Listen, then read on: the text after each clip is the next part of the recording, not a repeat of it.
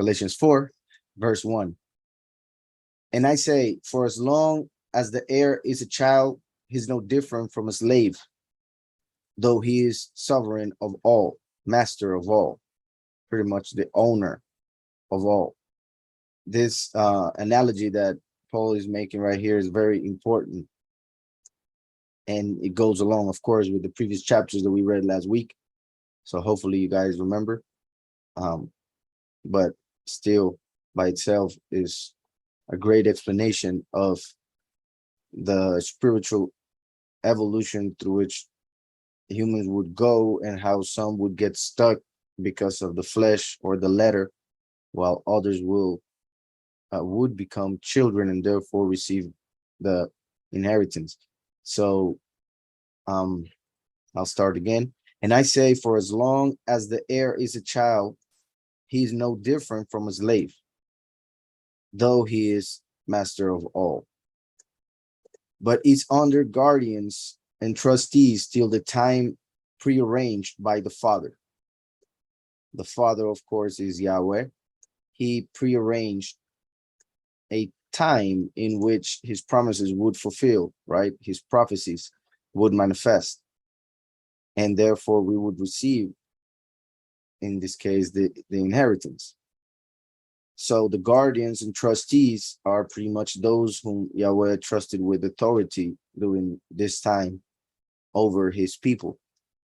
Mainly, of course, the spiritual leaders, as in that time, the Pharisees, which obviously did a bad job, but also we could add, well, all types of leaders, actually. So,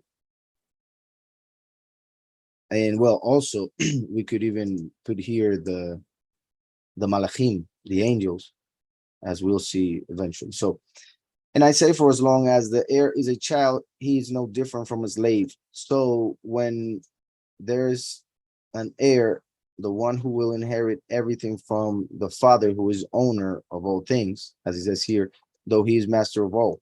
The child is the owner of all things, yet while he remains a child, while he is still young, he's no different from a slave. Yahweh, through Mashiach, made us children for us to get the inheritance and become masters of all. However, while in this reality, we are still children. So that's why people don't see any difference between us and the rest of people, those who have not accepted Mashiach, those who are slaves to sin. So those who are slaves to sin don't look different, and even sometimes have more power in this reality, more money, more power, more fame, honor, etc. Those who are slaves. So for as long as the heir is a child, he's no different from a slave, though he is a master of all. He is master, but he's under guardians and trustees till the time prearranged by the Father. So we also, when we were children, we were under elementary matters of the world, under the elementary matters of the world, being enslaved. Right? Even, well, everybody, when he or she is a child, will be under the authority of the parents, of course, having to do anything that they are told, at least as they should. Also the authority of their teachers at school, being told all the time what to do, how to do it. So when we were children, we were under elementary matters of the world, being enslaved. When we're children spiritually, we were stuck under things that had to do with matter and the elements of this reality. Even like when we talk about being stuck in the flesh and the elements of this world, like fire, air, earth, and water, right? Above all of them being the spirit or ether, in the sense of, if you want to turn into a bit more physical. So we were under the elementary matters of the world being enslaved. But when the completion of the time came, right, the prearranged time, but when the completion of the time came, Yahweh sent forth his son, born of a woman, born under Torah. So when the prearranged time came for the inheritance to become available to us, he sent his son. Yahweh sent forth his son, born of a woman, born under Torah, to redeem those who were under Torah in order to receive the adoption as sons. So this is very important for several reasons. But when the completion of the time came, I already said the time prearranged mentioned in verse 2, Yahweh sent forth his son, born of a woman, as he had promised and prophesied in Isaiah, Genesis, and many other parts of scriptures, really. Born of a woman, born under Torah. He was under the law, right? He was given the circumcision on the 8th day. So born under Torah to redeem those who were under Torah, therefore slaves. Because it is the Torah that says that he who sins is a slave to sin. It is the Torah that teaches that nobody can fulfill the whole of the Torah without breaking one, right? No, only Mashiach, who was born of a woman, who was a virgin, came as the second Adam to fulfill all of the Torah in order to redeem those who were under Torah.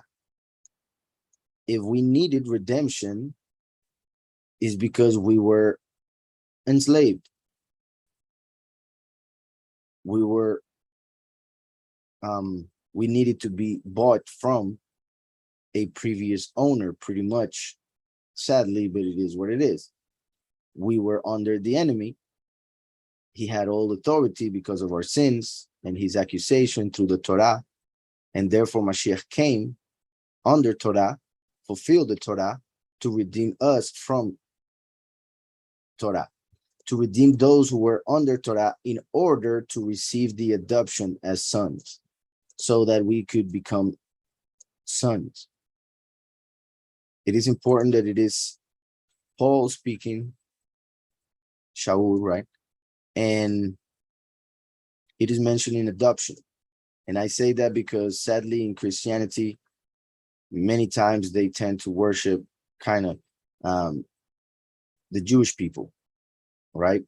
And they believe that they are natural sons of Yahweh, and the Gentiles, whom they claim to be, are adopted. However, only Yahushua is his son.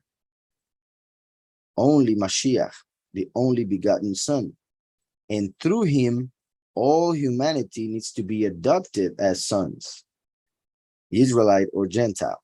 And that's why we are all one in him. He came to fulfill the promise given to Abraham, to whom it was said that through him all nations would be blessed. Now, to redeem those who were under Torah in order to receive the adoption as sons. So every single person who was not born of a virgin needed adoption. And because you are sons, Yahweh has sent forth the Ruach of his son into your hearts, crying, Abba, Father. Right? Abba is father, or well, Av is father, Abba is with like a more tender type of way of saying it. So, and because you are sons, the proof of the fact that you are sons is that your Ruach within you cries to Yahweh as a father.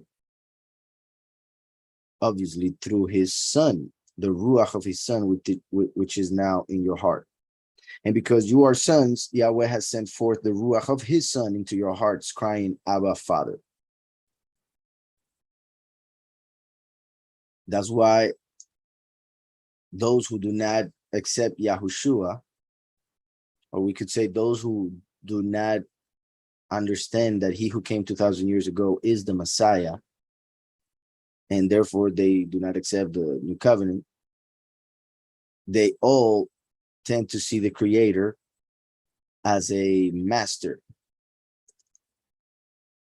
as a Lord, and that's why they end up worshiping Baal, right? They see him as an owner and many other terms, but not as a father. And even if the Jewish sometimes may use the term, but they don't act like they are children, and they don't really talk to him like children.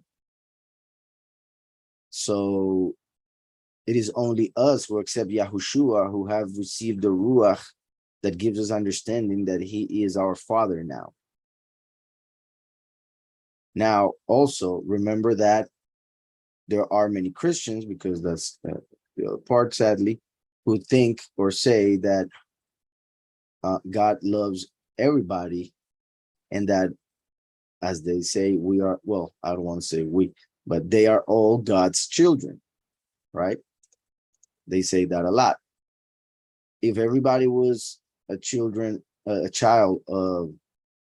of God, and God was the Father, as they think or claim, then why the adoption?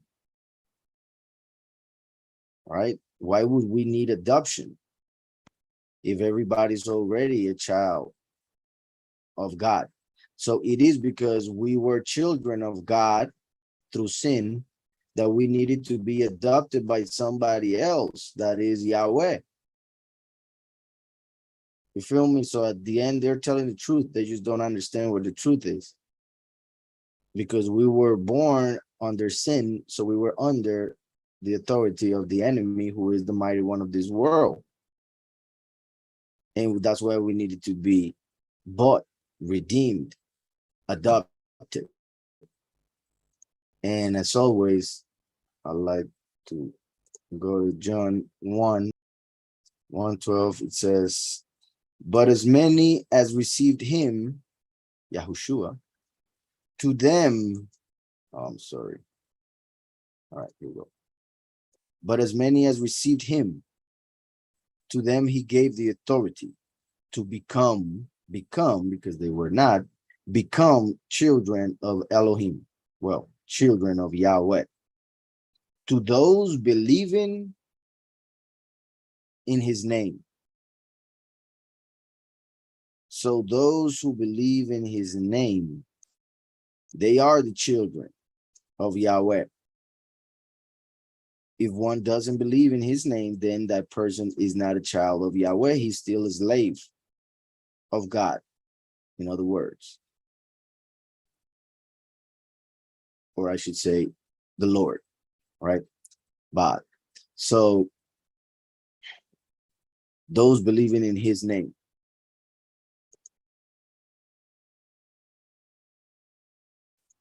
And because you are sons, Yahweh has sent forth the Ruach of his son into your hearts, crying, Abba, Father. There was something I also wanted to say. Let me see. Well, it was about the point that everybody needed adoption. Oh yeah.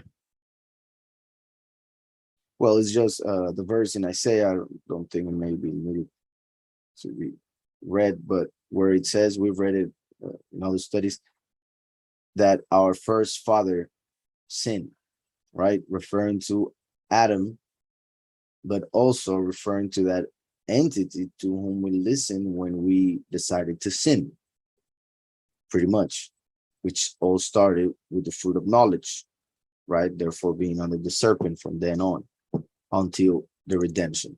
So, and because you are sons of Yah, because you are sons, Yahweh has sent forth the Ruach of his son into your hearts, crying, Abba, Father. So you are no longer a slave, but a son. You are no longer a slave, but a son. So everybody was a slave. And when you receive the Ruach, then all of a sudden you become a son. And how do you receive the Ruach? We already saw it here in those believing in his name. But if that is not clear enough, let me go to John 14, verse 26. But the helper, the Ruach HaKodesh, whom the Father shall send in my name. So through the confession of the name, Yahweh sends the Ruach, because it is those who believe in his name who become children. And those who are children receive the Ruach in their hearts. And the Ruach shall teach you all and remind you of all that I said to you. So, and because you are sons, Yahweh has sent forth the Ruach of his son into your hearts, crying, Abba, Father. So you are no longer a slave, but a son. And if a son, also an heir of Yahweh through Messiah. It's interesting that it says son. In this case, it doesn't say a son or a daughter, but a son. Because remember that in Mashiach, there's no male or female. We are all one. And Mashiach is the son. And that's how we become heirs. Because remember that the females would not receive an inheritance.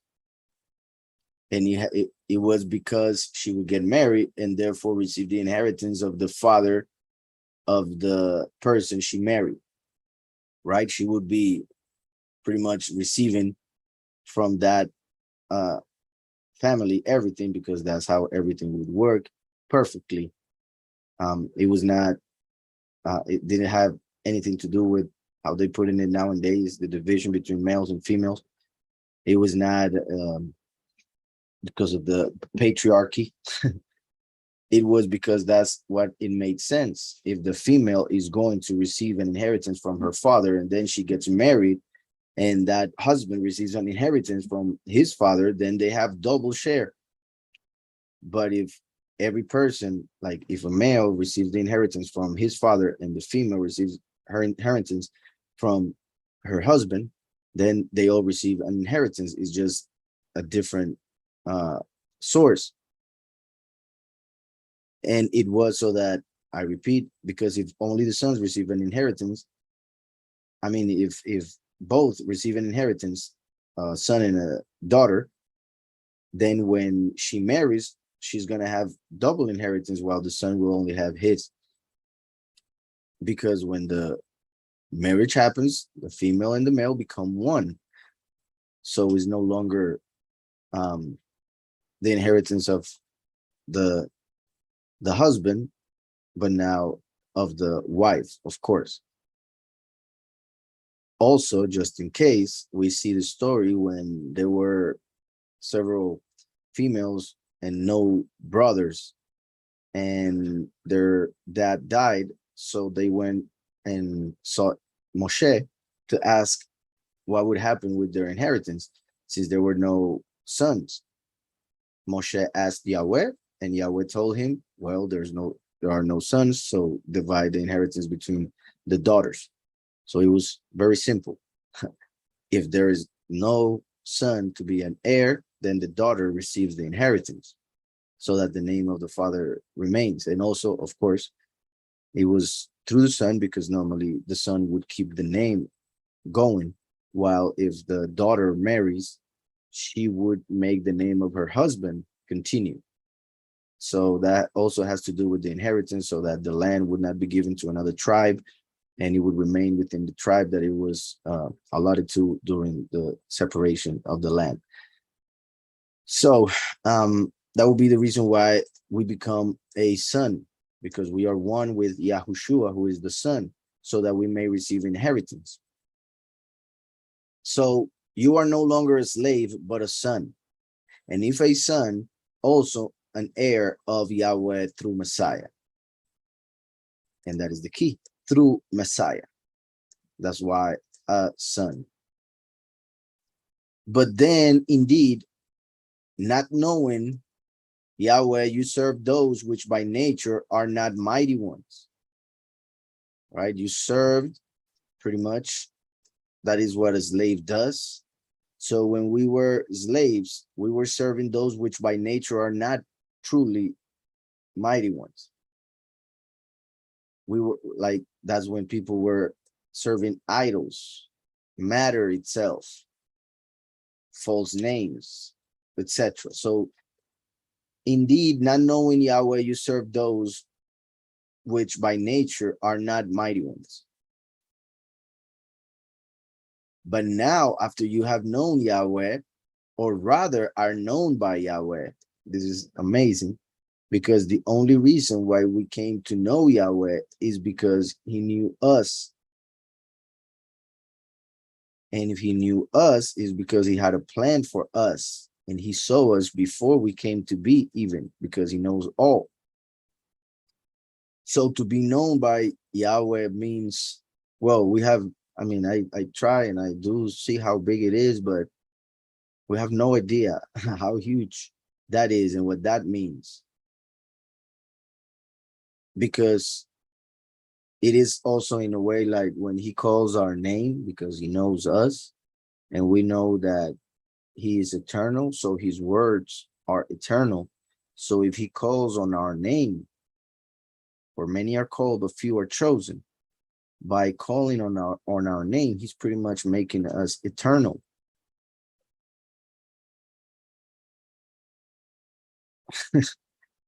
So by him knowing us, that means we will remain.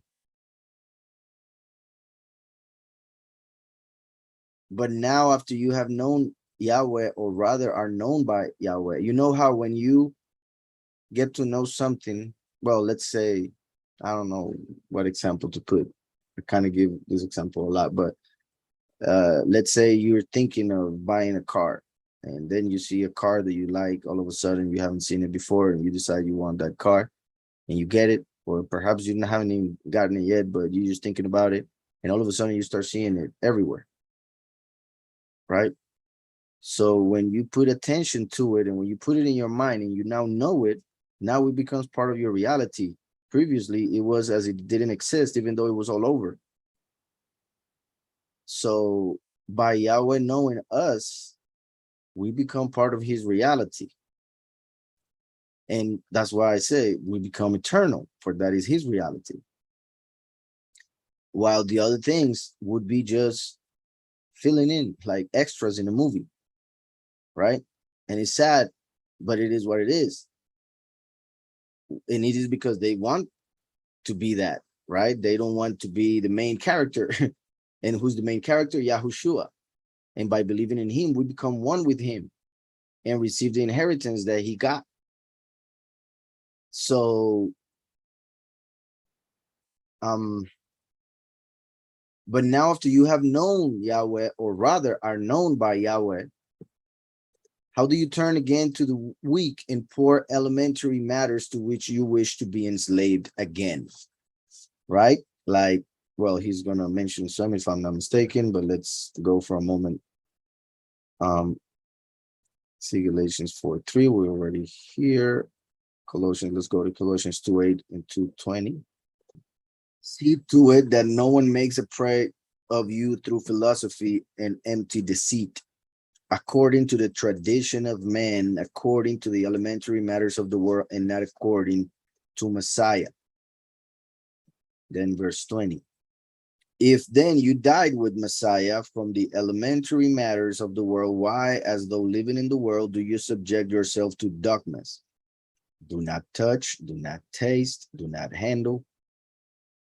Look how it has a lot of do not, do not, do not prohibitions. Blessings, Yirmiyahu. Good to see you, brother. Hope you're doing great. So if then you die with Messiah from elementary matters of the world, why, as though living in the world, do you subject yourselves to dogmas? Do not touch, do not taste, do not handle, which are all to perish with use according to the commands and teachings of men. So these teachings of men and commands of men are the ones that end up putting all those prohibitions that people think that are placed by Yahweh. Because a person who claims to be a priest, a rabbi, or whatever says it. So, as he says, which are all to perish with use. The more you do it, the more you realize it makes no sense. So till the idea of it perishes. The idea of what it would do and how it works and whatever you are keeping as a dogma. So going back to Galatians 4. But now after you have known Yahweh, or rather are known by Yahweh, how do you turn again to weak and poor elementary matters to which you wish to be enslaved again? Like circumcision, like the one mentioned in the previous chapters, right? All the traditions that they followed, thinking that it was the fulfillment of the commandments. Like I always say, the first commandment of men was made by the first man, Adam. And it was when Elohim said to Adam, do not eat of the tree. And then he got his wife. It all seems to point in Genesis to the fact that Adam told Eve, do not eat of the tree, don't even touch it. So he added the not touching part. Do not touch, like we just saw in right here. Do not touch. In fact, it is the first, right? The first example, because it was the first commandment of men. And that's why when Eve, Chava, was talking to the serpent, she said, we cannot even touch it. So when she touched it and nothing happened, she said, oh, I guess Adam was wrong, so I'm going to eat. So the commandment of men led Chava to break the commandment of Yahweh, Elohim. So even though the men who make this commandment, well, most of them at least, they claim, or at least they say they are trying to keep people from breaking the commandments of Yahweh, what they end up doing is making things harder and therefore easier to break. But now after you have known Elohim, or rather are known by Elohim, how do you turn again to the weak and poor elementary matters to which you wish to be enslaved again? They are poor and weak because they cannot save us. We can do all things through Mashiach, who strengthens us. Mashiach is our strength. The Torah, our weakness. Why? Because it is what accuses us. It is what put us under condemnation. And that's why we needed redemption. Like a slave works so much, he becomes weak. So how do you turn again to the weak and poor elementary matters? So those things that in the flesh, through the elements of matter, represent that which is spiritual.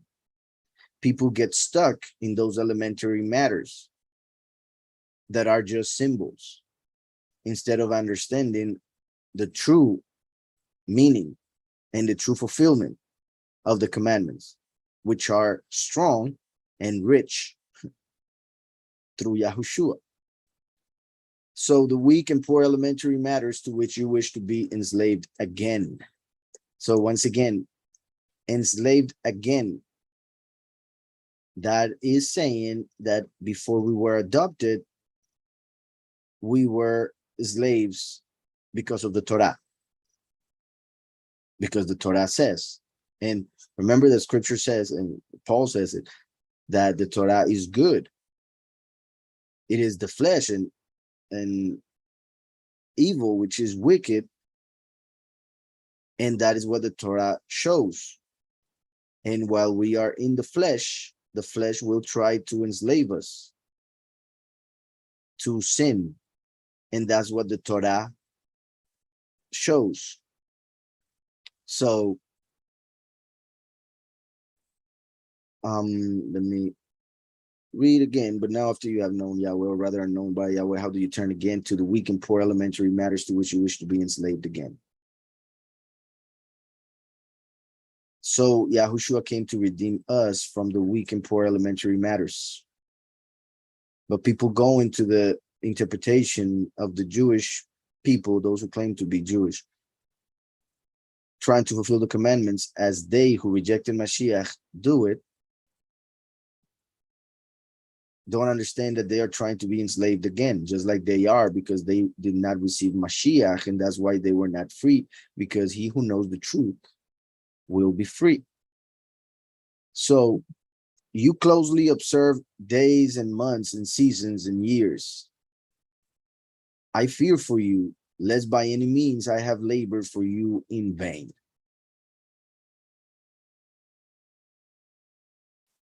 Remember how the Jews in this time and in our time have and had a wrong calendar. They were observing different days, sometimes even months, depending on the year.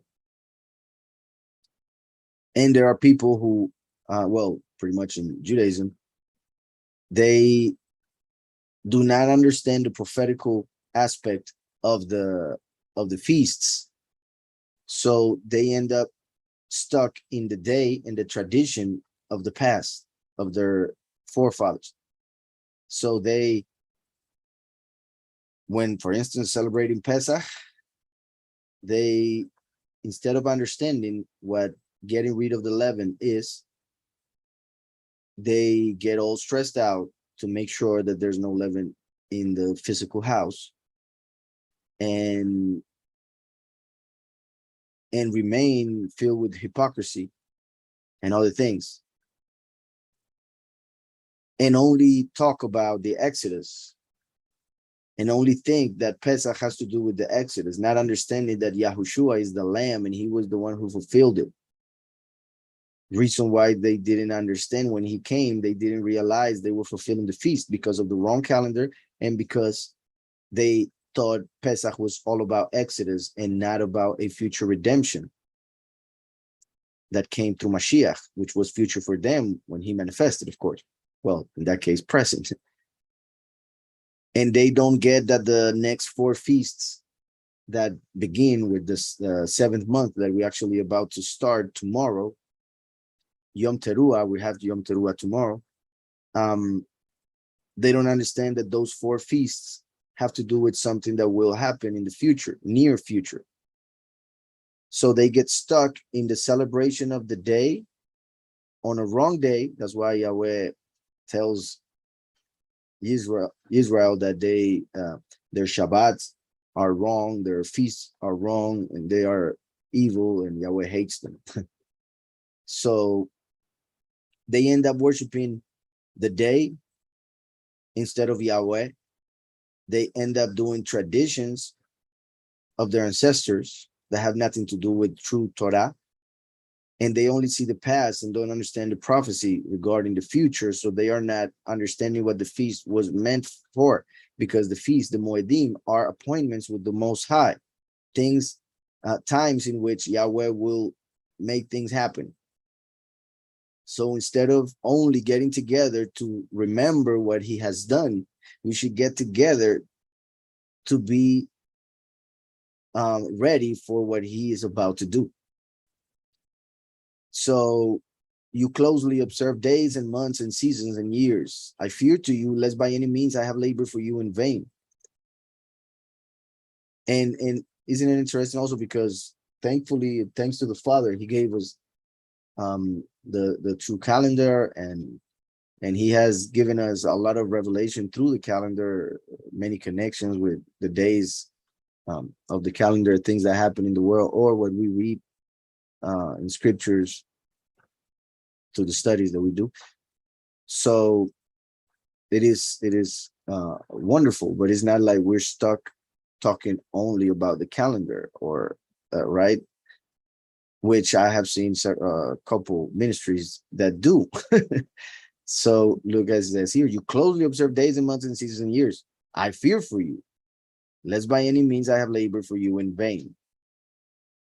So, brothers, I beg you to become as I am. I beg you to become as I am, because I am as you are. You did not wrong me at all. I beg you to become as I am, because I am as you are. You did not wrong me at all. But you know that through weakness of the flesh, I brought the good news to you before. But you know that through weakness of the flesh, I brought the good news to you before. This is a bit different. You see this translation. So first of all, brethren, I urge you to become like me, for I became like you. Right? He's like, think about me now, just like I thought about you back in the day. Do with me like I did with you. Right, which is a bit different than what we could understand here, because he's already saying in the present. Let me see right here.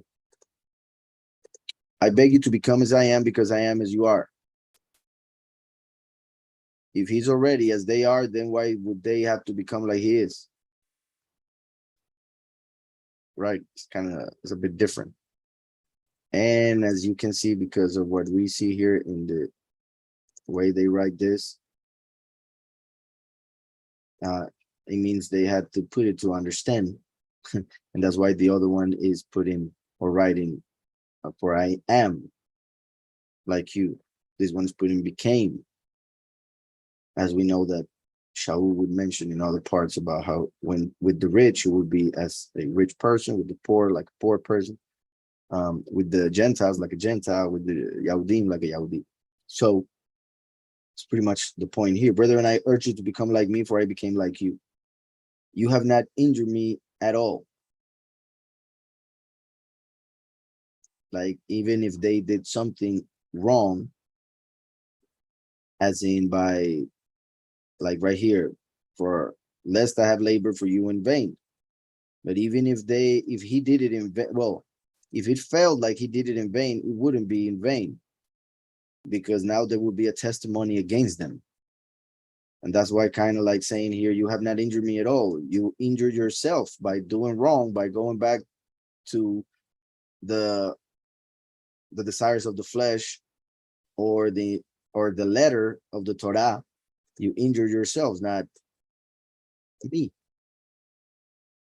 And like I said, it wouldn't be in vain. Vain in the sense of those who wouldn't be saved, that would be sad and vain. But there's a testimony once he preached to them. So then he said, you know that because of a physical infirmity, I preached the gospel to you at the first. All right, so let me go back. So, but you know that through weakness of the flesh, I brought the good news to you before.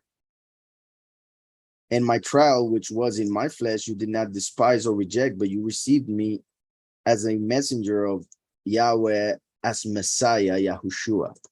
This is very important. It says a lot about the Galatians, good things about them, but also is prophetical. Because remember that Shaul represents the second manifestation of the Father on this earth, the last, the messenger of Mashiach, mentioned in Revelation 22 and many other parts of Scripture. The prophet like Moshe, Deuteronomy 18. So, but you know that through weakness of the flesh, just like the last comes as the prodigal son, right? In the flesh, not through a virgin, so weak in the sense of, remember how in the book of Revelation chapter 3, it says, though you have little strength, right? Referring to the chosen few, of whom the last, represented by Shaul, is the head. So chapter 3, when talking to Philadelphia, I know your work. See, I have set before you an open door, and no one is able to shut it, that you have little power, yet have guarded my word, Mashiach Yahushua, and have not denied my name, Yahweh. So the chosen few who have the name Yahweh and the name Yahushua, even with little power, they will receive all things in the inheritance. So going back to Galatians, but you know that through weakness of the flesh, just like the last, I brought the good news to you before. So he's saying that he was pretty much sick. He had an issue in the body when he went to see them and to preach to them. And then he says, and my trial, which was in my flesh, you did not despise or reject. So he's making notice of the fact that they didn't despise him or the message of a Messiah resurrected, even though he was sick. Because a lot of people of the flesh, because of the enemy and listening to the enemy and the bad inclination of the heart, they would say, how can you be sick if you have such a mighty one? Right? If you have so much power, how can you be having this issue with your flesh? How can you be weak if you have such a strong, mighty one? Right? So this is key because it's something I repeat regarding also the last, how he would come in a way that for the people of the world and what they expect will be opposite. Weakness of the flesh, I brought the good news to you before, and my trial, which was in my flesh, you did not despise or reject. But you received me as a messenger of Yahweh, as Messiah Yahushua. So they received him as Messiah himself. Right? Just like the last is the messenger of Yahweh and represents Messiah himself in the sense that he's the messenger of. And remember that in Hebrew culture, he who is sent represents he who sent him in every way. That's why Yahushua himself represents Yahweh in every way. In fact, well, it is him in the flesh, but once he came in the flesh, he is, well, he came as the son. As I was explaining, he came as the son, and he himself said, my Father is greater than I. So, it's just like a messenger. Obviously, he who sent the messenger is greater than the messenger. That's the point. So, in my trial, which was in my flesh, you did not despise or reject, but you received me as a messenger of Yahweh, as Messiah Yahushua.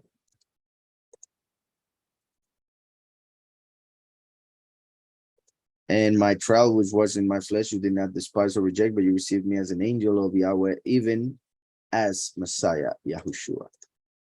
So,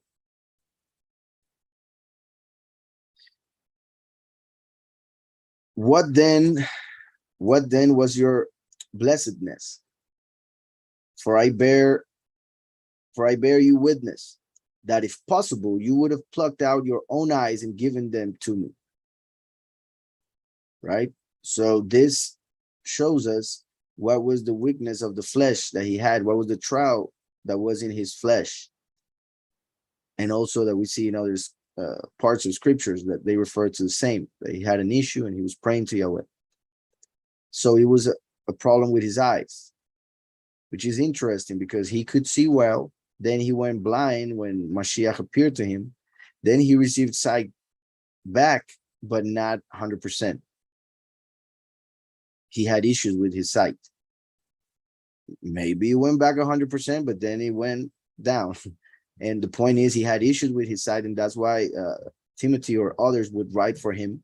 And at the end, he would put his signature with a big letter, right? Normally, those who have problems with sight need big letters to be able to read. So he would say that he was writing with his own hand and big letters.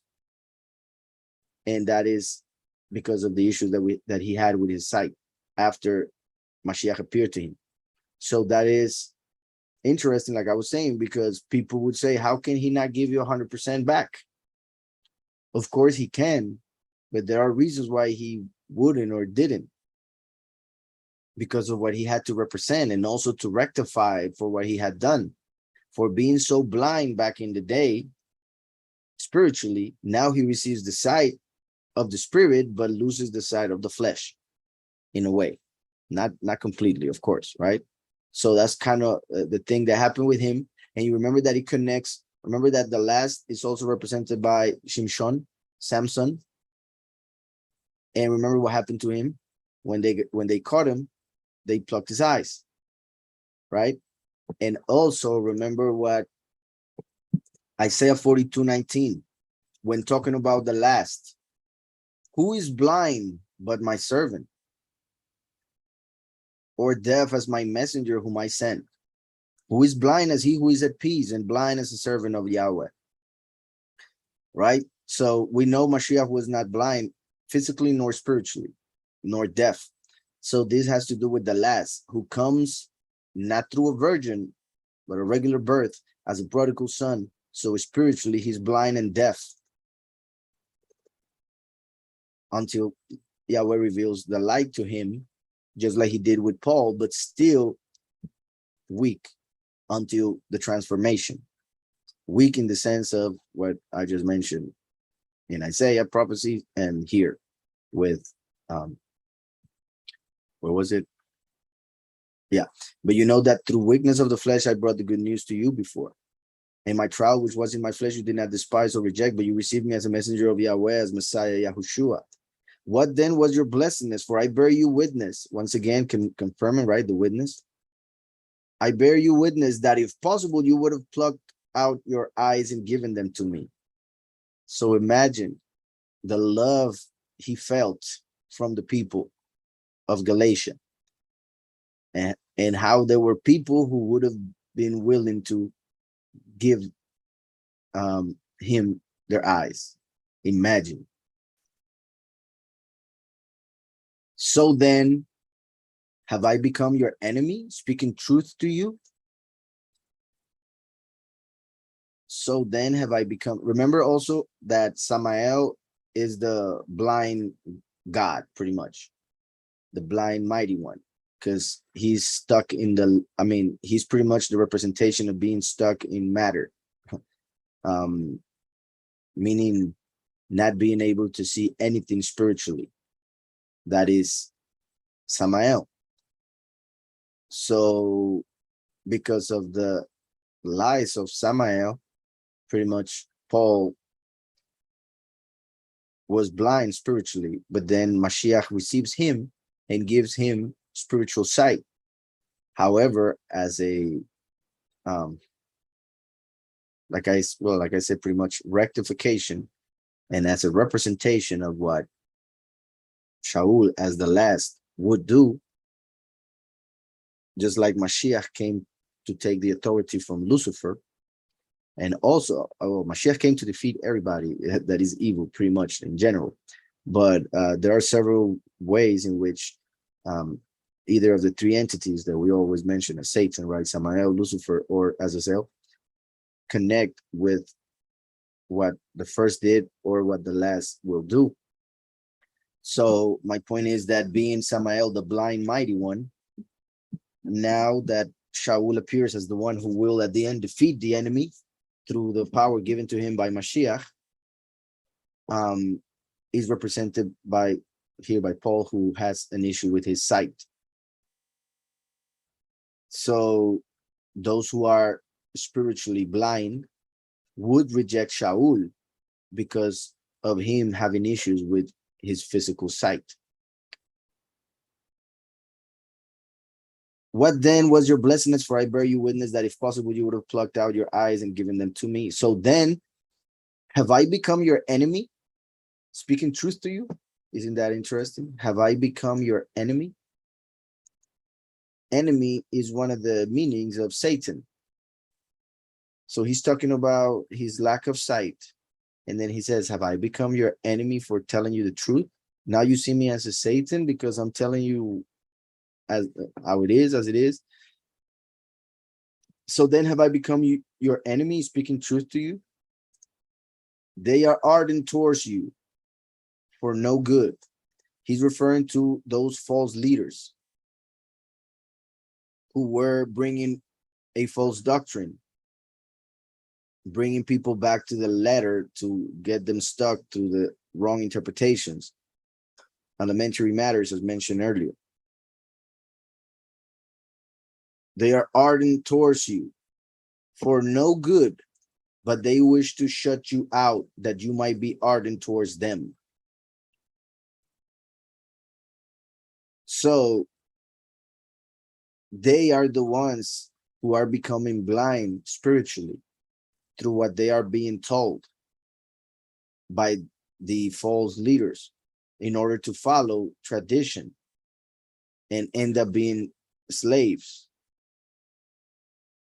which makes no sense once they became children of Yahweh, as mentioned in the previous verses. And it is good always to be ardent in what is good, and not only when I am present with you. In what is good, but not towards them who are doing evil, who are teaching lies, doctrines of demons. That's why it says they aren't towards you for no good. And it is good always to be ardent in what is good, right? To have the zeal. And not only when I'm present with you. This is also important. There are people who act one way when they are with some people, and then another when they are with somebody else, right? That's sad. And and it sounds like, but it's not what I mentioned regarding Shaul. With the rich, it was as rich; with the poor, as poor. That means to get in the level of any person you're with, get to that level, because there are people who act like they are rich when they are with people that are poor to make the poor feel less, right? There are people who act like they are poor with those who are rich in order to get something from the rich. They are people who act like Jews with the Gentiles to feel better or greater or higher, more important, whatever. But the point Paul was making was get at the level of the people with whom you're talking, in the sense of be like them, become one of them, so that they feel comfortable with you, so that they find that you are humble, etc. Very different than you acting one way with some people, saying certain things certain way, and then with the other people acting all different. Like, let's say you act pure here, but then you are filthy here. Obviously that is what Yahweh will vomit, as Revelation 3 says, right? Because they are not cold nor hot, they are lukewarm, so they will be vomited. So we need to be ardent for what is good, or in what is good, but not just when there's a leader among the people, right? Not just when there's somebody who can get you in trouble or have to reprimand you or whatever. We should always try to act our best, even when alone. And I should even say even more when alone, because Yahweh is looking. He is always looking, and not just him, the Malachim. And there are some writing it down. So we should always keep in mind that there is someone looking, and that is Yahweh. And we should be respectful in every way. So like I said, sadly, there are people who, and even, and well, I hope not, but since I am the one teaching here, there are people who act very nice with me, but then I find out that they don't act as nice with others, right? Or that they do certain things that they wouldn't do in front of me. And I'm like, why? First of all, why wouldn't you do that in front of me if you're doing it somewhere else? What am I? Yahweh seeing you everywhere. It's not about what I see or what I say. Yahweh seeing you. So what is the point of doing something, some like wherever you may do it? So we need to be careful not to try and act for people, humans, no matter who they are. We should know that we are doing what we're doing for Yahweh, ourselves and our loved ones. And our loved ones should be our neighbor, everybody. And it is good always to be ardent in what is good, and not only when I am present with you. My little children, for whom I am again in birth pains until Messiah is formed in you. So it's interesting that he mentioned how we become children of Yahweh and call him Abba Father through the Ruach of Mashiach. he mentions the Ruach as well, sent through Mashiach, through his name. And then we have here that he's saying children, calling them children, because he became the spiritual father if he was the one that taught them, right? About the Ruach, about Yahushua, the seed. So little children, right? So that shows how Shaul represents the father, but also the fact that he taught them, so he became their spiritual father. For whom I am again in birth pains. Normally, the one going through birth pains is the mother, right? The father may have like something, but not the pain that the mother will have, right? So we see that it is through the Ruach within Shaul that he's saying, I'm again in birth pains. It's like I'm having to birth you again, because pretty much he's saying, I taught you this, and then they came and taught you that, and now you're all confused. So now I got to teach you again and go through the pain of having to see how that which you learned from them messed with your understanding. So for whom I am again in birth pains until Messiah is formed in you. Right? Little by little, while we continue to do what we must do and complete and continue to fulfill his commandments, every day we get better in something, or at least we should. And that is how Messiah starts to form within us, in us. For remember that man was formed on the 6th day. We are about to enter the 7th, the Shabbat. We are doing the end of the 6th day, when Yahweh will form us according to the image of the Father, which is Messiah. So until Messiah is formed in you, which is in our time, when this will manifest in the greatest way, of course, even though started to, of course, Shaul received this, and the apostles and many other people, but they died. The chosen few will be transformed, and that will be pretty much the time when the manifestation of that verse in Genesis that says that Yahweh formed Adam, the man, from the soil, from the Adamah. So even now, I wish to be present with you now and to change my voice, for I have doubts about you. Even now, I wish to be present with you now and to change my voice, for I have doubts about you. Verse 20, let's see what it says here. I would like to be present with you now and to change my tone, for I have doubts about you.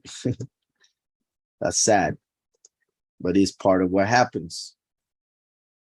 And let's see. Well, this is important. Even now, I wish to be present, right? Because it's easier to explain yourself when you're present.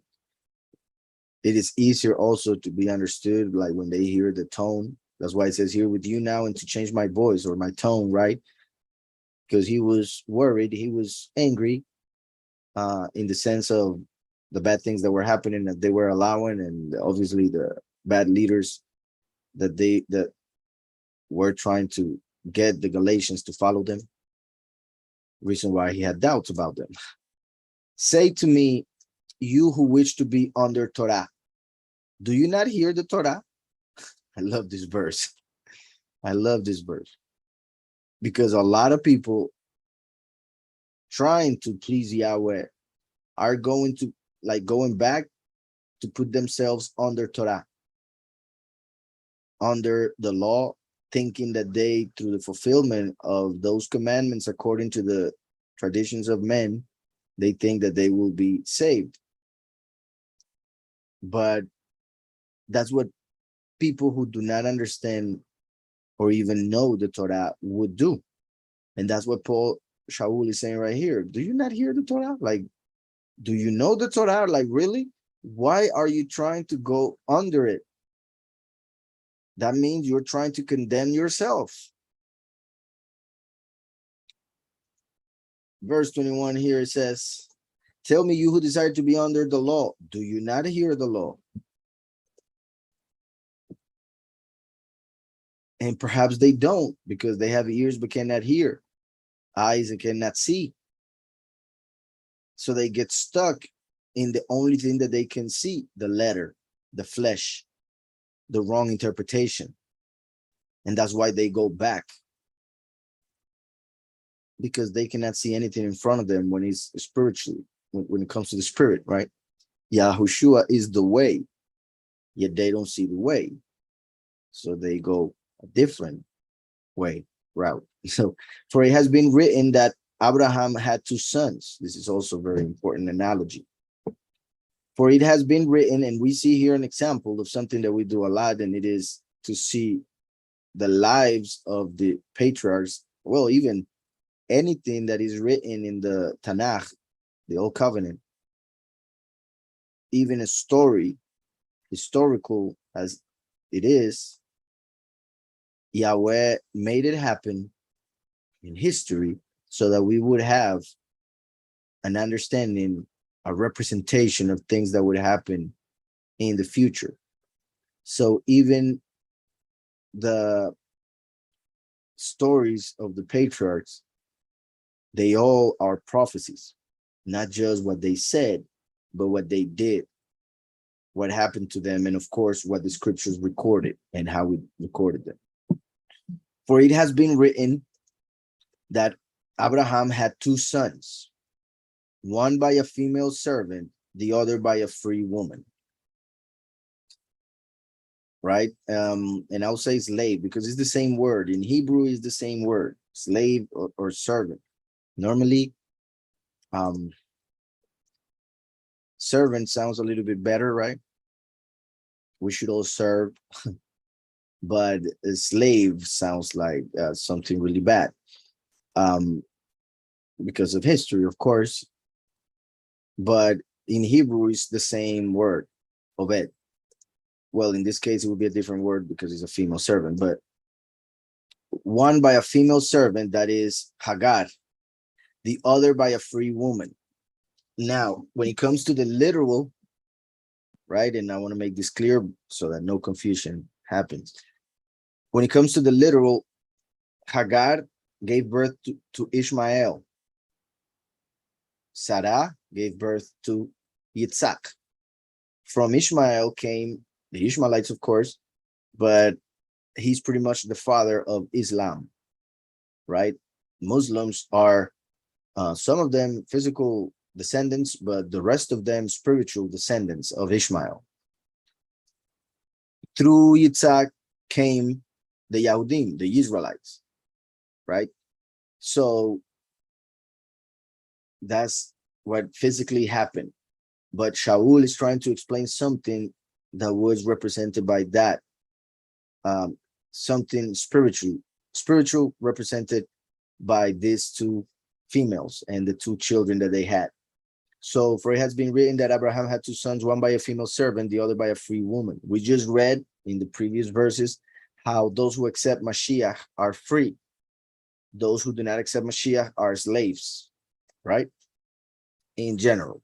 So then we see that it says, but he who was of the female servant, Ishmael, was born according to the flesh, and he of the free woman through promise. All right? Because Yahweh promised a child to Abraham. That promise was through Sarah. Sarah lacked the faith at the beginning and thought because of the flesh.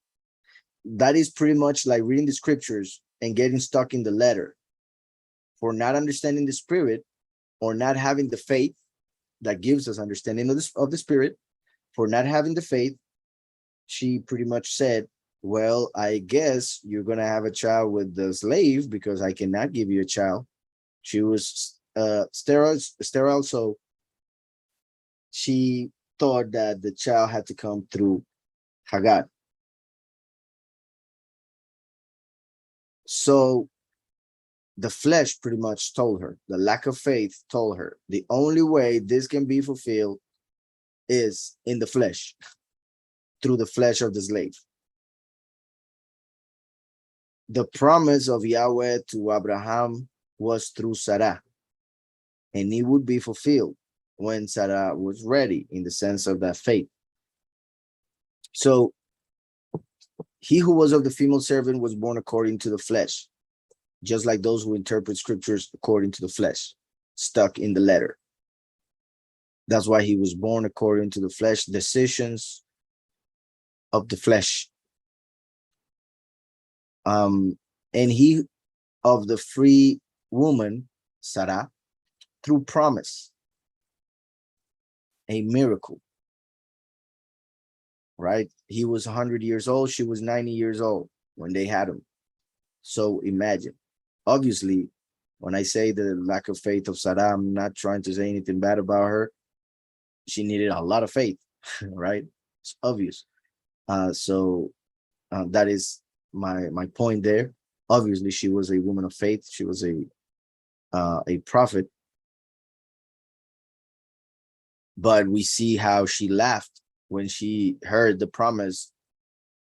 Well, one of the promises given to Abraham through the Malach, right? When Michael told him that he was going to have a child the next year, she was hearing that and laughed at it. And that's why Yitzhak means he will laugh. That's the name that they gave him, because Sarah laughed. This is allegorical. Sadly, some people read this and they say, oh, so you see, Abraham didn't exist. Hagar didn't exist. Sarah didn't exist. The whole thing was an allegory. They don't understand that it happened, and yet Yahweh is so powerful that he gave us a teaching through it, a prophecy. So the thing is that everything in the scriptures can work as allegorical. So this is allegorical, for these are the two covenants, right? Two covenants represented by the two children through the two women, the slave and the free. Now, remember that the female servant was an Egyptian, right? Hagar was an Egyptian. And if we go to Revelation, also remember what we read in the previous study of Kings, how the first wife mentioned that Shlomo had, and who started to turn him away from the father, was the Egyptian wife, daughter of Pharaoh. So in Revelation 11, when he speaks about the death of the two witnesses, it says, and their dead bodies lie in the street of the great city, which spiritually is called Sodom and Egypt, Mizraim, where also our sovereign was impaled. Our sovereign, Yahushua, was impaled in Jerusalem. Scripture is saying that that is Egypt. Why? Because they have the covenant that refers to the female slave who was an Egyptian. So they are as Egyptians, thinking to be chosen. So going back, but he who was of the female servant was born according to the flesh, and he of the free woman through promise. This is allegorical, for these two are the two covenants. One indeed from Mount Sinai, which brings forth slavery, which is Hagar. Right? You say this to a Jew and he will be very angry and say you crazy. But it is what it is. These are the two covenants. One indeed from Mount Sinai. This was in Saudi Arabia, right? Mount Sinai. Saudi Arabia is part of the children of Hagar. Is their land. The Muslims rule over Saudi Arabia, Mount Sinai. That's where the Torah was given, because the Torah, according to the letter, is connected to Hagar, the slave flight. as in fleeing. It's interesting that Hagar could be said Hagar, and that would be a stranger or an alien, in the sense of from a different country, not from a different planet, as they would say, right? So Hagar could be seen as a stranger or a Gentile in a way. Remember Gershon, the name of the first son of Moshe, starts with the Gimel Resh. And I say that because she was an Egyptian, so she was a strange woman, and those who came from her represent those who keep the Torah according to the letter, so they become slaves of it, and therefore strangers to the truth. They are not the ones to whom the land actually belongs to, for they are strangers, and they will have to fly. But continuing here, but he who was of the female servant was born according to the flesh, and he of the free woman through promise. This is allegorical, for these are the two covenants, one indeed from Mount Sinai, which brings forth slavery, which is Hagar. For this Hagar is Mount Sinai in Arabia, as I was saying, and corresponds to Jerusalem, which now is. So the current Jerusalem, the temporal Jerusalem that will disappear, is connected to the old covenant, and that which is old eventually disappears, as Shaul said, and is in slavery with her children.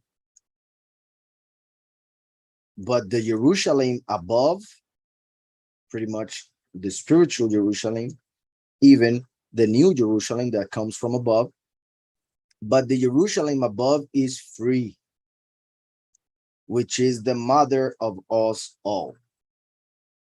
The mother of us all.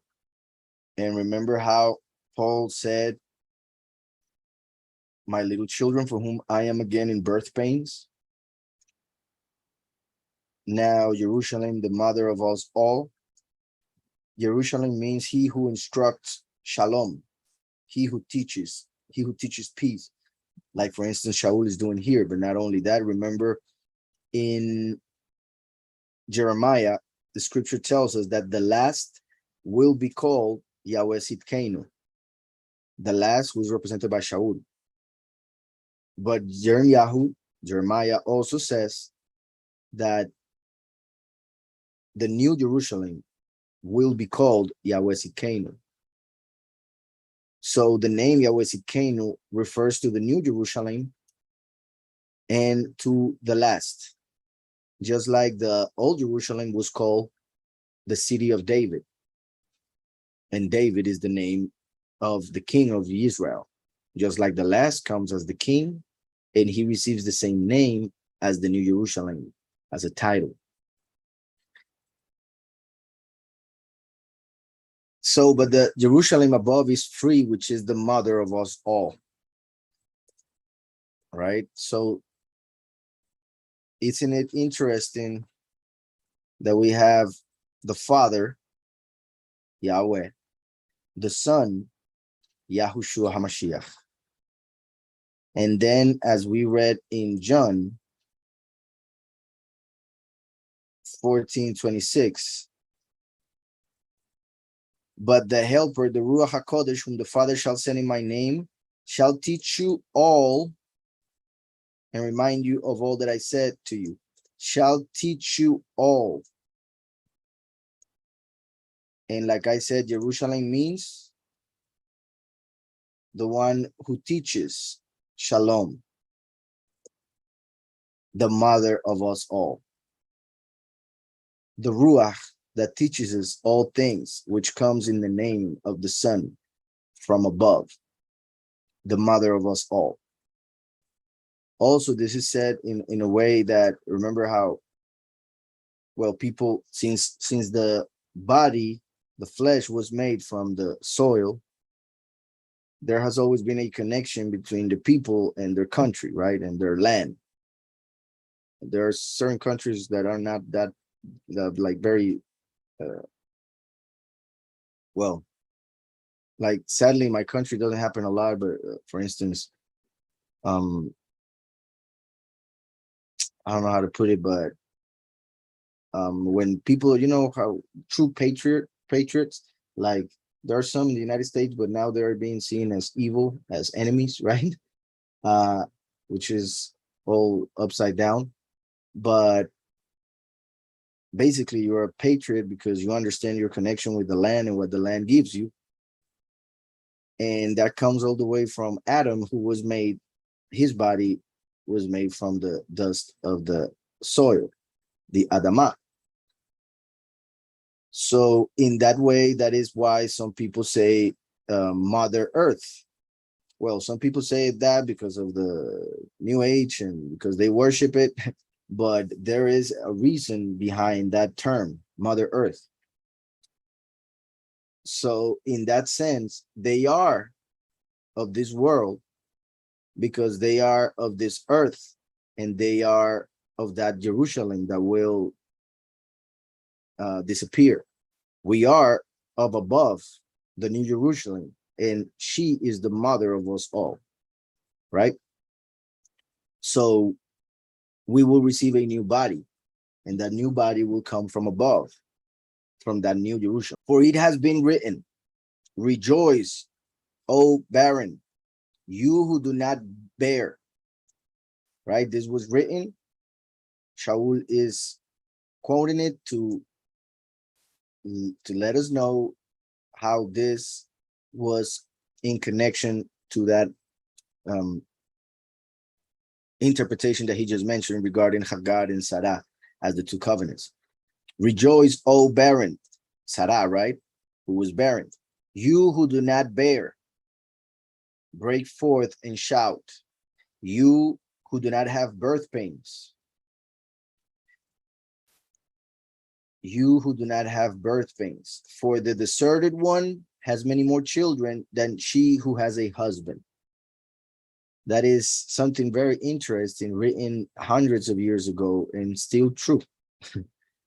uh, as scripture always will remain true.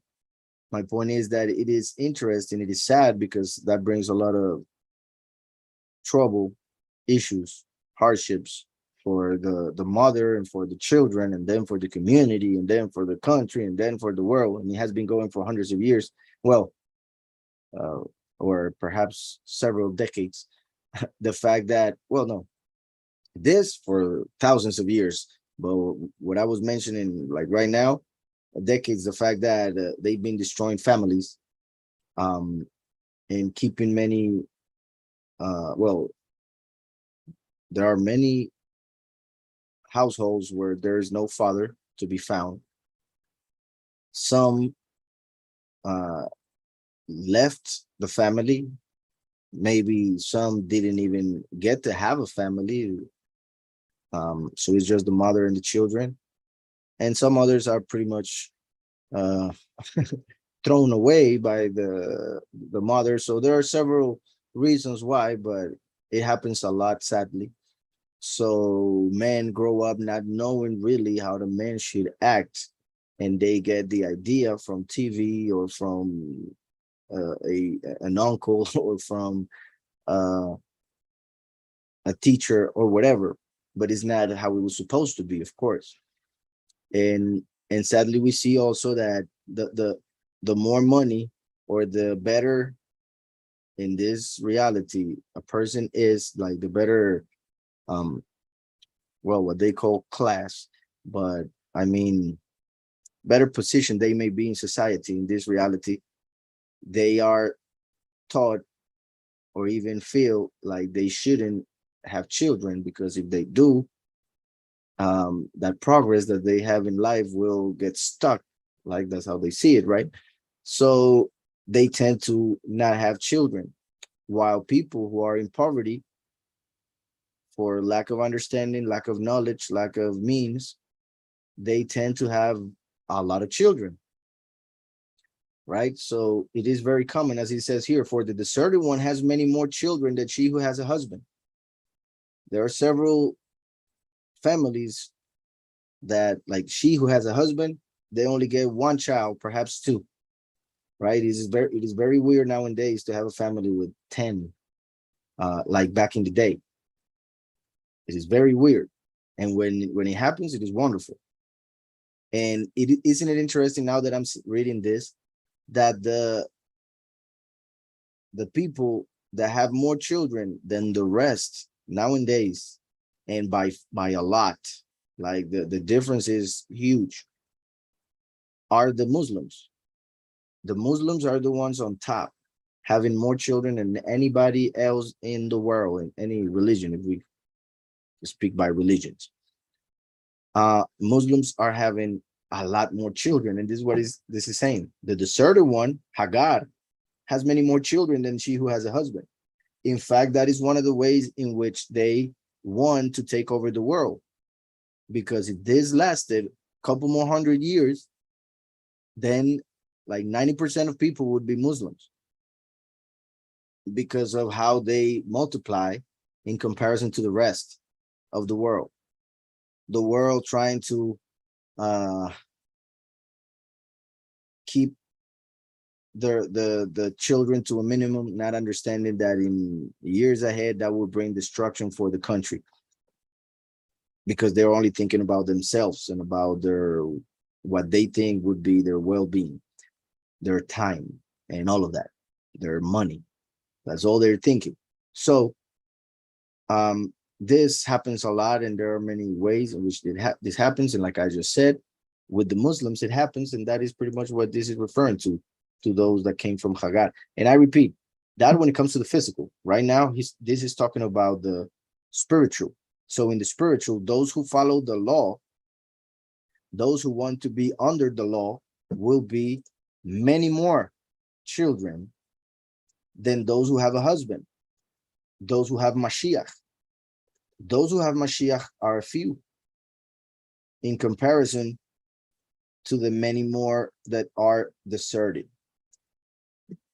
And they will have to fly like Hagar, right? The meaning of the name.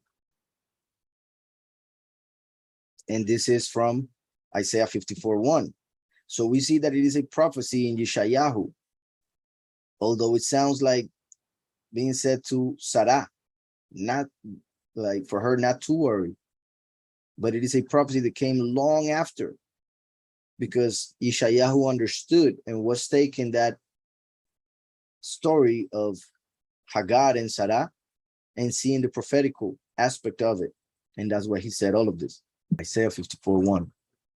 Sing, O barren one, you who did not bear, break forth into singing and cry aloud, you who have not been in labor, for the children of the deserted one are more than the children of the married woman, said Yahweh. Because many are the children. I wanted to see if it used the same verb as in the name Hagar. It's a different one. All right, so going back. And we, brothers, as Yitzhak was, are children of promise. And that's why Yitzhak came after, like the new covenant, like the promise, as we see here. And we, brothers, as Yitzhak was, are children of promise. But as he who was born according to the flesh then persecuted him born according to the Ruach, so also now. This is key. Remember what scripture says regarding Ishmael. Sarah, as the Ruach, told Abraham, as Yahweh, that Ishmael, as those of the flesh and the letter, was persecuting Yitzhak, those of the promise, right?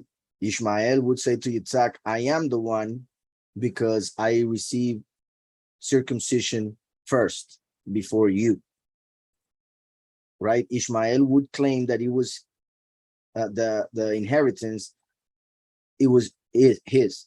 He thought, and he would claim that it was his. So he would persecute Yitzhak and try to hurt him. There are writings that say that he would throw arrows and Yitzhak had to pretty much run for cover. Others say that he would try and do other well, I don't know how to put it, but like there are some Jewish writings saying that Ishmael would try to pretty much molest Yitzhak. So there are several writings regarding the bad things that Ishmael would try to do to Yitzhak, and how when Sarah realized, he asked Abraham, you got to get rid of her. So that's why she's the deserted one. So when she was sent to the desert, that's when the Malach appeared and told her, well, before when he was just a child, but then later, when he was older, 13 years old, when he received the circumcision, and then when Yitzhak came, he would tell him that he was the one of the promise, the heir, and all of that. So here, as he who was born according to the flesh, Ishmael, then persecuted him, Yitzhak, born according to the Ruach, so also now. That's why they persecute us, because of our belief of what we say. When they realize what we believe, they want to persecute us. When they realize what we believe and how Yahweh made us free, they get angry and they want to offend us. They want to make us feel bad. They claim all sorts of things because they don't understand the spirit. They follow the flesh, so that's why they persecute. And they don't realize they're persecuting and fulfilling this verse. But what does scripture say? Cast out, this is what Sarah told Abraham, cast out the female servant and her son, for the son of the slave shall by no means be heir with the son of the free woman. Cast out the female servant and her son, for the son of the female servant shall by no means be heir with the son of the free woman. That's Genesis 21:10. And Sarah saw the son of Hagar, the Egyptian, whom she had born to Abraham, mocking. This word right here, mocking, is what they take as several things that are really bad. Like it can go really dark. So she said to Abraham, drive out this female servant and her son, for the son of this female servant shall not inherit with my son, with Yitzhak. So the inheritance comes to those of the promise, therefore those who accept Yahushua, not those of the flesh who are under the law, according to the letter. Therefore, brothers, we are not children of the female slave, but of the free woman.